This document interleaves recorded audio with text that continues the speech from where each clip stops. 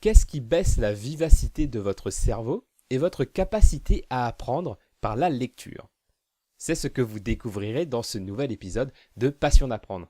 Abonnez-vous à notre chaîne pour recevoir régulièrement des vidéos et podcasts sur le thème des performances intellectuelles liées à l'apprentissage efficace. Alors, qui est ce ralentisseur cérébral? Vous l'avez sûrement déjà rencontré dans votre vie. Il s'agit de l'ennui. Saviez-vous que lire lentement est très ennuyeux pour votre cerveau et fait donc baisser vos performances intellectuelles?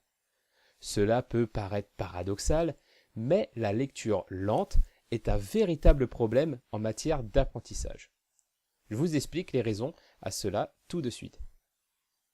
Est-ce que cela vous arrive parfois de rêver pendant que vous lisez?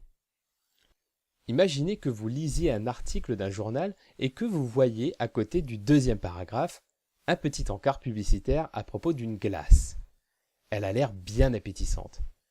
Vous commencez peut-être à penser aux courses à faire après le travail et pourquoi pas acheter des glaces aussi. Ah, mince! Vous lisiez, mais maintenant vous pensez aux courses à faire cet après-midi. Si cela vous est déjà arrivé, sachez que votre cerveau s'ennuie. Des recherches menées par la NASA ont permis de démontrer que la vitesse minimale avec laquelle notre cerveau absorbe les informations sans s'ennuyer est de 500 mots par minute environ. Lisez-vous au moins 500 mots par minute? Quel est votre rythme de lecture? Pour calculer le nombre de mots lus par minute, il vous suffit de lire un extrait d'un livre sans image pendant 1 minute chrono. Comptez le nombre de lignes lues. Comptez le nombre de mots sur les 3 premières lignes du texte lu.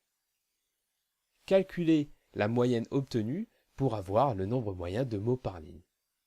Et enfin, multipliez le nombre de mots moyens par ligne par le nombre de lignes lues.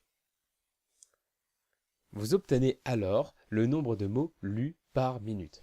Attention, il s'agit d'un indicateur à un moment t. Ce nombre évolue en fonction de la complexité du texte et de votre forme mentale et physique, de votre avancée dans les entraînements de lecture rapide, etc. Retenez que lorsque votre cerveau s'ennuie, il commence, comme nous tous, à chercher d'autres occupations. Il se focalise ainsi sur d'autres choses que sur la lecture du texte. Comment éliminer ce problème? Avec l'indicateur.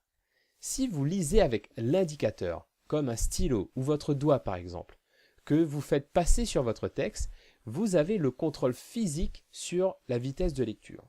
Vous augmentez également le niveau de concentration du cerveau qui a un guide visuel limitant les risques de distraction, comme les publicités pour les glaces par exemple. Alors la prochaine fois que vous vous surprenez en train de décrocher, souvenez-vous que votre cerveau a besoin d'un peu plus d'effort pour ne pas s'ennuyer. Accélérez alors le mouvement de l'indicateur. Sachez que la lecture lente n'est pas le seul frein bridant le potentiel de votre cerveau. Il existe encore 5 autres en matière de lecture efficace. C'est ce que vous découvrirez dans les prochaines vidéos. Et si vous ne l'avez pas encore fait, abonnez-vous à notre chaîne pour ne pas rater la suite. À bientôt!